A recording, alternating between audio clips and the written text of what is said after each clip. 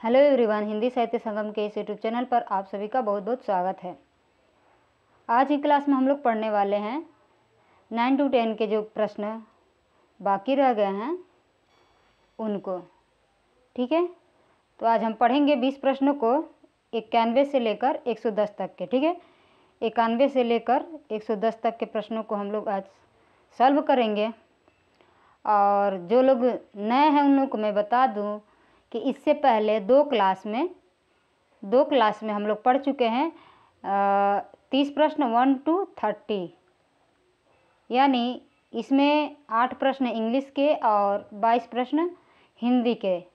ठीक है, पहले भाग में हम लोग पढ़ चुके हैं और दूसरे भाग में 71 से 90 तक ये हिंदी के प्रश्न हैं। टोटल क्लास 9 to 10 की बात कर रही हूँ मैं, ये हम लोग पढ़ चुके हैं और ये तीसरी क्लास है 9 to 10 की, जिसमें हम लोग 91 से लेकर 110 तक के प्रश्नों को पढ़ेंगे। ठीक है, तो चलिए शुरू करते हैं। शुरू करने से पहले आप लोगों को एक बात बतानी थी कि जो लोग ये सोच रहे हैं कि परीक्षा आगे पीछे होती रहेगी, तो उसके बारे में आप लोग ना सोचें। आप लोग अपनी पढ़ाई को निरंतर जारी रखें। ठीक है, तो चलिए शुरू करते हैं आज की पहले प्रश्न को। आज का पहला प्रश्न है दिग दिगंतर का अर्थ है दिशाओं के अंतर में, सभी दिशाओं में, उपयुक्त में से एक से अधिक, उपयुक्त में से कोई नहीं। तो यहाँ आपको बताना है दिग दिगंतर का अर्थ।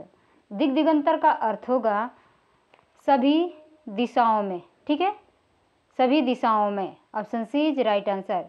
ठीक है, आगे बढ़ते हैं। अगला है प्रश्न नंबर 92।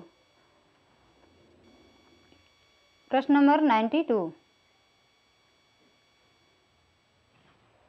धरती से आकाश तक पताका फहराना। धरती से आकाश तक पताका फहराना का अर्थ है ऊंचा झंडा, बहुत बड़ी सफलता मिलना, बड़ा झंडा, उपयुक्त में से एक से अधिक, उपयुक्त में से कोई नहीं। उत्तर आपका हो जाएगा बहुत बड़ी सफलता मिलना। बहुत बड़ी सफलता मिलना, ऑप्शन बी आपका आंसर सही हो जाएगा। ठीक है, ये जब प्रश्न पत्र हम लोग पढ़ लेंगे 9 to 10 का, इसके बाद से 11 to 12 का जो है उसको पढ़ेंगे। ठीक है, उसके बाद से हम टॉपिक वाइज, जैसे आदिकाल का है, आदिकाल पहले पढ़ाएंगे, फिर उससे रिलेटेड जितने भी क्वेश्चंस आ चुके हैं आज तक उसको पढ़ेंगे। फिर भक्तिकाल से रिलेटेड सभी प्रश्नों को पढ़ेंगे।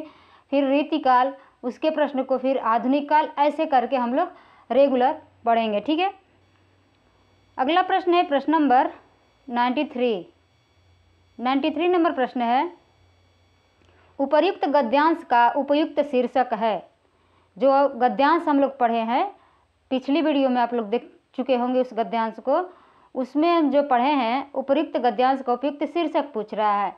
लेन देन, काम का समय, गरीबी, उपयुक्त में से एक से अधिक, उपयुक्त में से कोई नहीं। उत्तर आपका हो जाएगा गरीबी। इस गद्यांश का उपयुक्त शीर्षक होगा गरीबी।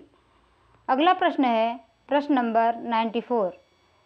94 में प्रश्न है दिया बत्ती का समय होना। दिया बत्ती का समय होना का अर्थ है संध्या होना, उजाला होना, उजाला करना, उपयुक्त में से एक से अधिक, उपयुक्त में से कोई नहीं। उत्तर आपका हो जाएगा संध्या होना।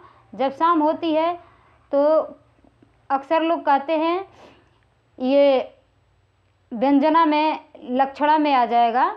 जब हम शब्द शक्ति पढ़े हैं उसमें ये सब चीज़ें दी रही होती हैं कि दिया बत्ती का समय हो गया है, यानी कहने का मतलब ये हो गया कि संध्या हो गया है। ठीक है, अगला प्रश्न है प्रश्न नंबर 95। मुँह देखी करना का अर्थ है, मुँह देखी करना का अर्थ है पहली बार सामने होना, बातचीत करना, परिचय का लाभ लेना, उपयुक्त में से एक से अधिक, उपयुक्त में से कोई नहीं। उत्तर हो जाएगा परिचय का लाभ लेना। ठीक है, परिचय का लाभ लेना। जहाँ कहीं भी आपको दिक्कत महसूस हो आप बेझिझक कमेंट बॉक्स में पूछ सकते हैं। ठीक है, और यदि व्हाट्सएप ग्रुप में आप लोग जुड़ना चाहते हैं तो इस नंबर पे 87 37 81 28 39। इस पर आप लोग SMS करेंगे। आप लोगों को SMS करके आप बता दीजिएगा अपना नाम और क्लास, ठीक है। तो आप लोगों को इस ग्रुप से ऐड कर दिया जाएगा। जो भी सूचनाएं होती हैं इसमें दी जाती है और जो भी क्लास होता है इम्पोर्टेंट उसको भी दिया जाता है, ठीक है। आगे है प्रश्न नंबर 96। लल्लो चप्पो। लल्लो चप्पो करना। लल्लो चप्पो करने का अर्थ है लालच भरी बात, गिड़गिड़ाना, मनचाही मधुर बात। उपयुक्त में से एक से अधिक उपयुक्त में से कोई नहीं। लल्लो चप्पो का अर्थ हो जाएगा आपका मनचाही मधुर बात। Option C is right answer, ठीक है, मनचाही मधुर बात। अगला प्रश्न है प्रश्न नंबर 97। 97 नंबर प्रश्न को देखने से पहले यहाँ दिया है एक गद्यांश, तो हम सबसे पहले गद्यांश को पढ़ेंगे। आइए पढ़ते हैं गद्यांश को, ठीक है। गद्यांश को पढ़ते हैं। दिया है 97 नंबर से लेके 100 नंबर तक के प्रश्न, यानी 97, 98, 99, 100 4 प्रश्नों का उत्तर देना है इस गद्यांश से, ठीक है। निम्नलिखित गद्यांश को ध्यानपूर्वक पढ़िए और पूछे गए प्रश्नों के सही विकल्प चुनकर उत्तर पत्रक में चिन्हित कीजिए। तो आइए पढ़ते हैं गद्यांश को। गद्यांश यहाँ से शुरू है। आचार्य जी का मिलन मेरे लिए कितना सुखद तथा प्रेरणादायक रहा है। मैं वर्षों से उनके मधुर सानिध्य में लगातार सीखता रहा हूँ। उनकी ही प्रेरणा से अध्ययनरत रहा। उनकी ही सीख से कर्तव्य परायणता को गांठ बांध लिया। उनकी शिक्षा का पालन जीवन भर करता रहा हूँ। मेरा जीवन सन्मार्गगामी हो गया है। मैं धन्य हो गया हूँ, ठीक है। हम लोग गद्यांश पढ़ चुके। अब चलिए इससे रिलेटेड प्रश्नों को पढ़ते हैं और उसका उत्तर देने की कोशिश करते हैं। प्रश्न है उपयुक्त गद्यांश का उपयुक्त शीर्षक है बदलाव, सीख, प्रभुत्व। उपयुक्त में से एक से अधिक उपयुक्त में से कोई नहीं। उत्तर आपका हो जाएगा सीख। सीख हो जाएगा। Option B is right answer. प्रश्न नंबर 98। सानिध्य का अर्थ है। सानिध्य का अर्थ है ध्यान में, गरिमा में, निकटता का प्रेरक भाव। उपयुक्त में से एक से अधिक उपयुक्त में से कोई नहीं। उत्तर हो जाएगा आपका निकटता का प्रेरक भाव। कहा जाता है ना वह मेरे सानिध्य में, यानी वह मेरे निकट है, ठीक है। अगला है 99 नंबर प्रश्न। गांठ बांध लेना मुहावरे का अर्थ है। क्या अर्थ होगा?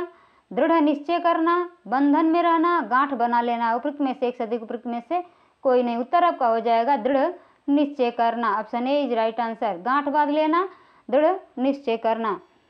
100 नंबर प्रश्न है धन्य होना का अर्थ है।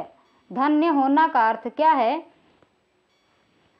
सौभाग्यशाली होना, धनी बन जाना, धन धान्य से संपन्न होना। उपयुक्त में से एक से अधिक उपयुक्त में से कोई नहीं। उत्तर हो जाएगा धन्य होना यानी सौभाग्यशाली होना। Option A is right answer. प्रश्न नंबर 101। 101 है। 101 का उत्तर देने के लिए हम लोगों को ये गद्यांश पढ़ना पड़ेगा, ठीक है। 101 से 104 तक निम्नलिखित गद्यांश को ध्यानपूर्वक पढ़िए और पूछे गए प्रश्नों के सही विकल्प चुनकर उत्तर पत्रक में चिन्हित कीजिए। तो आइए पढ़ते हैं गद्यांश को। संध्या काल था, सांध्य काल था, सांध्य काल था, अभी धुंधल का था, शहर रोशनी से जगमगा उठा, हर घर में लक्ष्मी की पूजा होने लगी, बच्चों के मन में फुलझड़ियाँ चल रही थीं। कुछ ही पलों में चारों ओर से पटाखे, राकेट और आतिशबाजी की चमक तमक से वातावरण मन को आह्लादित करने लगा, यानी प्रसन्न करने लगा। हर मन श्री राम को याद कर प्रसन्नता से आसमान छू रहा था। गद्यांश तो हम लोग पढ़ लिए। चलिए प्रश्न का उत्तर देखते हैं। उपयुक्त गद्यांश का उपयुक्त शीर्षक है, क्या होगा? खुशी का दिन, पावन पर्व, दीपावली। उपयुक्त में से एक से अधिक उपयुक्त में से कोई नहीं। तो यहाँ जो हम गद्यांश पढ़े हैं उसमें छुरछुरी पटाखे किस दिन को होता है? दीपावली के दिन। उपयुक्त शीर्षक हो जाएगा दीपावली। 102 नंबर प्रश्न है मन में फुलझड़ी चलना। मन में फुलझड़ी चलना का अर्थ है बच्चों का खेल, आतिशबाजी, बहुत खुश होना। उपयुक्त में से एक से अधिक उपयुक्त में से कोई नहीं। उत्तर हो जाएगा आपका आतिशबाजी। Option B is right answer. आतिशबाजी, मन में फुलझड़ी चलना, आतिशबाजी। 103 नंबर प्रश्न है आसमान छूना का अर्थ है, क्या होगा आसमान छूना का अर्थ?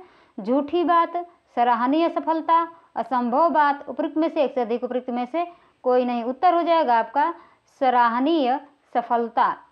सराहनीय सफलता आसमान छूना का अर्थ हो जाएगा। Option B is right answer.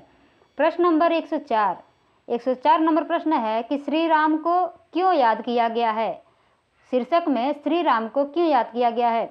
वे मर्यादा पुरुषोत्तम है, उनके वनवास से अयोध्या लौटने की खुशी में वे भारतीयों के आराध्य देव हैं। उपयुक्त में से एक से अधिक उपयुक्त में से कोई नहीं। उत्तर हो जाएगा आपका ऑप्शन बी, उनके वनवास से अयोध्या लौटने की खुशी में श्री राम को याद किया जा रहा था। कब? दीपावली के दिन। प्रश्न नंबर 105। 105 का उत्तर देने के लिए फिर से हम लोग को गद्यांश पढ़ना पड़ेगा, ठीक है, 105 से 108 तक। तो आइए शुरू करते हैं गद्यांश को पढ़ने के लिए। निम्नलिखित गद्यांश को ध्यानपूर्वक पढ़िए और पूछे गए प्रश्नों के सही विकल्प चुनकर उत्तर पत्रक में चिन्हित कीजिए। क्या है गद्यांश? गद्यांश है कि एक बार मैंने रधिया को उसके झूठ बोलने के संबंध में सारगर्भित उपदेश दिया, पर उसने अपने मैले फटे अंचल से आंसू पोंछते हुए जो सफाई दी वह भी कुछ कम सारगर्भित न थी। उसका आदमी बहुत भोला है, उसका हृदय इतना कोमल है कि छोटी छोटी चोटों से भी धीरज खो बैठता है। घर की दशा ऐसी नहीं कि उतने जीवों को दोनों समय भोजन भी मिल सके, इसी से वह अपने और बच्चों के छोटे मोटे दुख को छिपा जाती है। अब भगवान उसे परलोक में जो चाहे दंड दें, पर किसी का कुछ छीन लेने के लिए वह झूठ नहीं बोलती। प्रश्न है कि उपर्युक्त गद्यांश का उपयुक्त शीर्षक है सहनशील रधिया, धार्मिक रधिया, रधिया ने झूठ बोला। उपयुक्त में से एक से अधिक उपयुक्त में से कोई नहीं। उत्तर हो जाएगा आपका सहनशील रधिया।